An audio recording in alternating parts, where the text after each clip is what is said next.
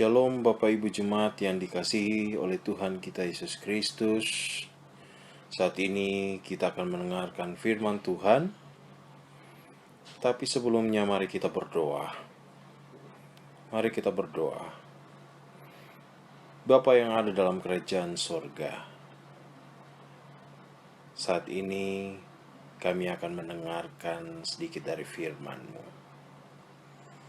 Biarlah Tuhan memberikan setiap kami hikmat daripadamu, agar setiap firman yang kami dengarkan, kami renungkan, dan kami lakukan dalam kehidupan kami sehari-hari. Tuhan, hamba minta juga hikmat daripadamu, sehingga setiap kata yang keluar dari mulut hamba, firman itu berasal daripada Engkau Tuhan, dan layakkan hamba untuk memberitakan firman ini, sehingga firman ini tetap tinggal di dalam setiap hati dan hidup kami, dan kami melakukan dalam kehidupan kami sehari-hari. Berfirmanlah Tuhan, kami siap untuk mendengar. Dalam nama Tuhan Yesus kami berdoa kepada Bapa dalam kerajaan sorga. Amin. Kita akan membaca firman Tuhan pada saat ini yang terambil dari Lukas pasalnya yang ketiga, ayatnya yang pertama sampai ayatnya yang ke-6. Lukas pasalnya yang ketiga, ayat yang pertama sampai ayatnya yang ke-6. Yohanes Pembaptis. Dalam tahun ke-15 dari pemerintahan Kaisar Tiberius, ketika Pontius Pilatus menjadi wali negeri Yudea, dan Herodes, raja wilayah Galilea, Filipus, saudaranya raja wilayah Iturea dan Trakonitis, dan Lisanias, raja wilayah Abilene. Pada waktu Hanas dan Kayafas menjadi imam besar, datanglah firman Allah kepada Yohanes, anak Sakaria di padang gurun. Maka datanglah Yohanes ke seluruh daerah Yordan dan menyerukan, "Bertobatlah dan berilah dirimu dibaptis, dan Allah akan mengampuni dosamu, seperti ada tertulis dalam kitab nubuatan Yesaya. Ada suara yang berseru-seru di padang gurun, persiapkanlah jalan untuk Tuhan, luruskanlah jalan baginya. Setiap lembah akan ditimbun, dan setiap gunung dan bukit akan menjadi rata. Yang berliku-liku akan diluruskan, yang berlekuk-lekuk akan diratakan, dan semua orang akan melihat keselamatan yang dari Tuhan." Demikianlah firman Tuhan. Berbahagialah setiap orang yang mendengar dan melakukannya dalam kehidupannya setiap hari. Amin.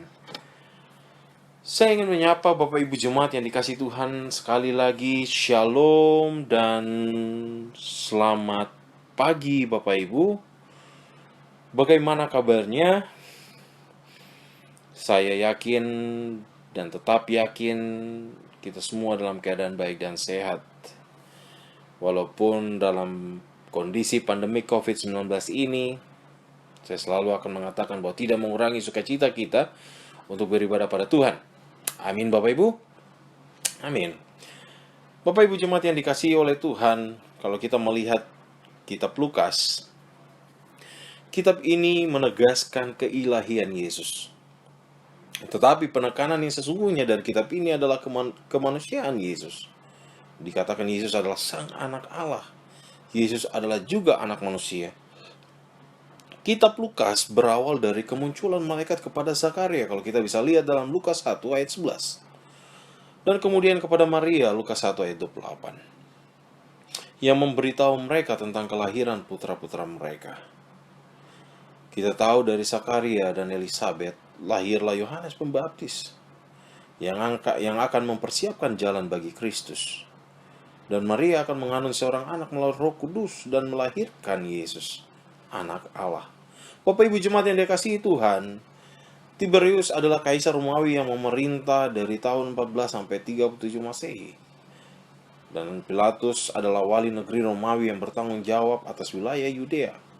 Herodes, Antipas, dan Filipus adalah saudara lain ibu dan anak dari Herodes Agung yang kejam, yang sudah mati lebih dari 20 tahun pada saat itu. Kita melihat Antipas, Filipus, Pilatus, dan Lisanias tampaknya mempunyai kekuasaan yang sama dalam memerintah wilayah mereka masing-masing. Tapi semuanya tunduk pada Roma dan bertanggung jawab untuk memelihara perdamaian di daerah mereka masing-masing. Bapak Ibu jemaat yang dikasihi oleh Tuhan, hukum Yahudi hanya membolehkan satu orang imam besar saja. Ia dipilih dari keturunan Harun dan menjabat seumur hidup. Namun pada saat itu sistem keagamaan telah rusak dan pemerintah Romawi menunjuk pemimpin-pemimpin agama sendiri agar dapat lebih mengandalkan orang Yahudi. Saat itu ternyata para penguasa Romawi telah memberhentikan Hanas yang dipilih oleh orang Yahudi dan menggantinya dengan Kayafas menantu Hanas. Kalau kita melihat dalam Kisah Para Rasul 4 ayat 6, Hanas tetap memakai gelarnya dan juga sebagian besar kekuasaannya. Karena orang Yahudi menganggap jabatan imam besar adalah untuk seumur hidup, maka mereka tetap menyebut Hanas imam besar mereka. Bapak Ibu jemaat yang dikasihi Tuhan, kalau kita melihat kisah kelahiran Yohanes Pembaptis dalam Lukas pasal 1, ayahnya Sakaria seorang imam Yahudi dikenal sebagai orang benar adalah imam Allah. Kita melihat ibunya bernama Elisabeth, dikenal sebagai perempuan yang saleh, tidak ragu-ragu tentang kemampuan Allah untuk menepati janjinya. Dan saat itu Allah berbicara kepada Yohanes Pembaptis, yang merupakan seorang yang suka menyindir dan yang diingat dalam sejarah sebagai orang yang lebih besar daripada penguasa manapun pada zamannya. Kalau kita belajar dari kehidupan Yohanes Pembaptis, maka yang kita dapat adalah kehebatan seorang yang tidak diukur dari apa yang kita miliki, tetapi berdasarkan iman kita kepada Allah. Yohanes Pembaptis adalah sosok yang dibuatkan Yesaya. Kalau kita lihat dalam Yesaya 40 ayat 3, bahwa ia akan datang untuk mempersiapkan kedatangan Sang Mesias. Dalam Lukas 3 ayat 1-6 kita melihat bagaimana Yohanes Pembaptis mengajak kita, persiapkanlah jalan bagi Tuhan dengan menyerukan yang pertama Bapak Ibu, bertobatlah. Kita berbicara mengenai pertobatan. Berarti kita berbicara mengenai perubahan sikap hati dan perubahan sikap hidup. Kalau kita lihat dalam Matius 18 ayat 2-3, Yesus berkata, maka Yesus memanggil seorang anak kecil dan menempatkannya di tengah-tengah mereka lalu berkata, aku berkata kepadamu, sesungguhnya jika kamu tidak bertobat dan menjadi seperti anak kecil ini, kamu tidak akan masuk dalam kerajaan sorga. Bapak Ibu jemaat yang dikasihi Tuhan, seorang anak kecil memiliki hati yang bersih dan hidup yang sangat polos yang bisa digambarkan seperti kertas yang belum ada coretan tinta. Kalau kita melihat dalam Lukas 3 ayat 7 dan 8 ayat selanjutnya, kita tidak dapat hanya mengatakan bahwa kita percaya dan kemudian hidup sesuka hati kita. Bapak Ibu, akhir-akhir ini, mungkin sudah 1 minggu belakangan ini, kita kalau menonton berita ada kasus yang viral, bagaimana kasus antara paman sama ponakannya. Bapak Ibu tahu sendiri tentang Bapak John Kay dengan Nus Kay yang lagi viral saat ini. Saya tidak membahas tentang kasusnya Bapak Ibu, tapi saya melihat komentar-komentar dunia maya mengenai John Kay. Kita tahu berapa bulan yang lalu John Kay hadir di tengah-tengah media dan mengatakan bahwa dia sudah bertobat, mengikuti jalan Tuhan, sudah mengikuti apa yang Tuhan kehendaki. Dia ingin merubah hidupnya, meninggalkan kehidupan yang lama dan masuk dalam kehidupan yang baru. Sehingga banyak komentar dunia maya, bagaimana banyak komen-komen yang ya kalau kita lihat ya sangat menyedihkan, sangat mengecewakan. Ada beberapa komen yang saya bisa lihat di situ. Ada komen bagaimana pernyataan mengikut Tuhan yang dia buat, yang mereka tanya. Terus ada yang juga berkomen tentang katanya dia sudah bertobat. Kenapa sampai ini terjadi lagi? Terus ada yang memberi komentar, ada yang mengatakan bahwa daging lemah, roh penurut sehingga dia bisa seperti ini. Sampai ada yang bilang, oh ini hanya mau mencari popularitas dengan pertobatan itu, Bapak Ibu jemaat yang dikasihi Tuhan. Kalau kita lihat dalam 1 Yohanes 1 ayat 9 berkata, jika kita mengaku dosa kita, maka Ia adalah setia dan adil sehingga Ia akan mengampuni segala dosa kita dan menyucikan kita dari segala kejahatan. Sehingga saya mau katakan bahwa mengikut Tuhan itu tidak mudah, harus menanggalkan semua keinginan dunia. Kalau kita melihat kasus itu bahwa memperdebatkan tentang hasil yang dibagi tidak adil seperti itu. Berbicara tentang uang. Bapak Ibu jemaat yang dikasihi Tuhan, kita juga tidak mungkin hidup secara moral tanpa ada hubungan pribadi dengan Allah. Kita tidak bisa bahwa kita hanya bilang bahwa kita bertobat, tapi kita tidak membuat hubungan pribadi dengan Allah. Tidak menjalin hubungan pribadi dengan Allah. Sebab hal itu tidak dapat mendatangkan pengampunan dosa. Bapak Ibu jemaat yang Tuhan Yesus kasihi, kita putuskan untuk membuang dosa yang ditunjukkan kepada Allah dalam kehidupan kita. Kemudian putuskan untuk hidup dengan cara yang menyenangkan Dia. Bagaimana kita mengambil keputusan untuk bertobat. Yang kedua, Yohanes menyerukan bahwa memberikan diri kita untuk dibaptis. Kata baptisan, kalau kita melihat kata baptisan berasal dari bahasa Yunani. Baptiso. Baptisan, kalau kita lihat dalam bahasa Yunani adalah baptiso. Asal usul kata dari baptiso adalah bapto, yang berarti menenggelamkan. Lalu menjadi baptiso yang mengimplikasikan sesuatu direndamkan atau dicelupkan ke dalam air. Bapak Ibu, inti dari istilah baptiso sendiri, arti dari baptiso sendiri, bukan pada metode percik atau selam, tetapi pada proses atau pada efek yang dihasilkan dari pembaptisan itu.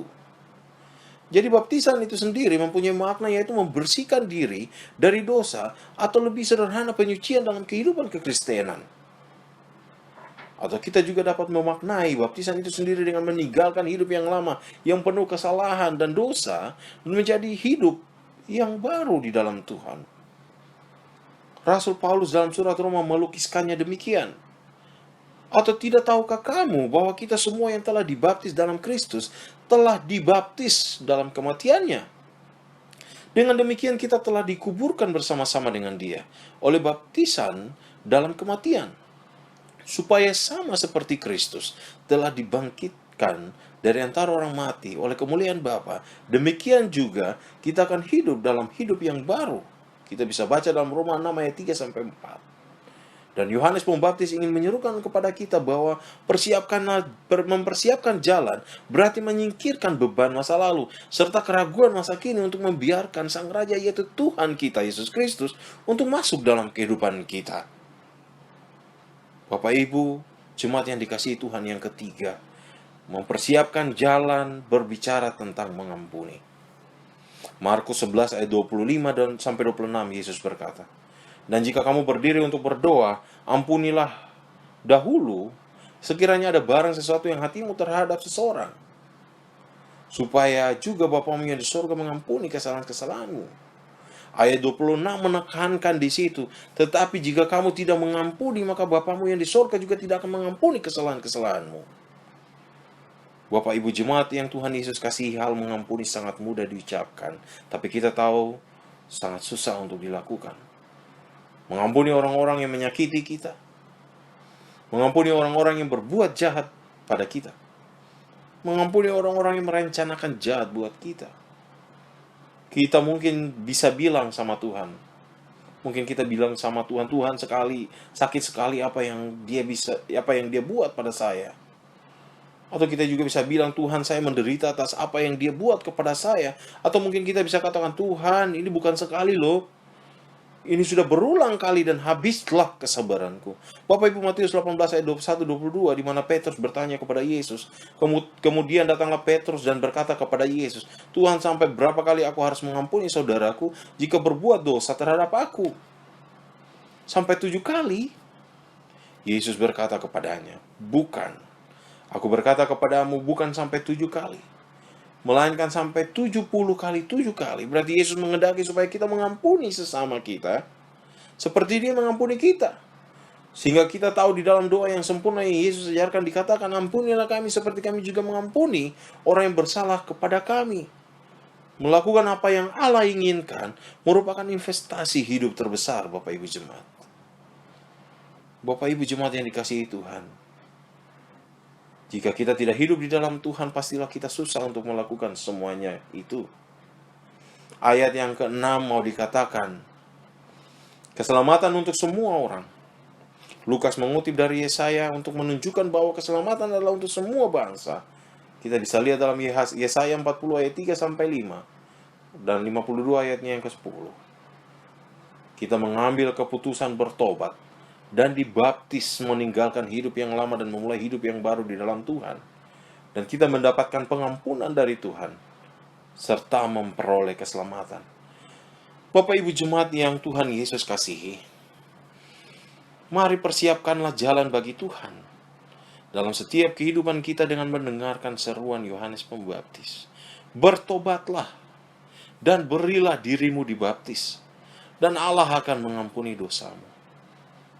Tetap taat dan setia melakukan apa yang Tuhan Yesus kehendaki. Biarlah kita selalu hidup di dalam Tuhan, dan firman Tuhan selalu tinggal di dalam kita sehingga kita dapat mempersiapkan jalan bagi Tuhan. Bapak Ibu, Tuhan Yesus tidak menjanjikan kehidupan yang mudah atau aman atau aman kepada orang-orang yang mengikuti dan melayaninya.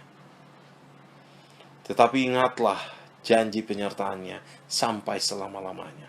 Kita tidak pernah berjalan sendiri, sehingga kita memperoleh keselamatan daripadanya. Tuhan Yesus selalu ada untuk menolong dan menyertai kita, semua dari hari ini, terus kekal sampai selama-lamanya. Amin. Mari kita berdoa.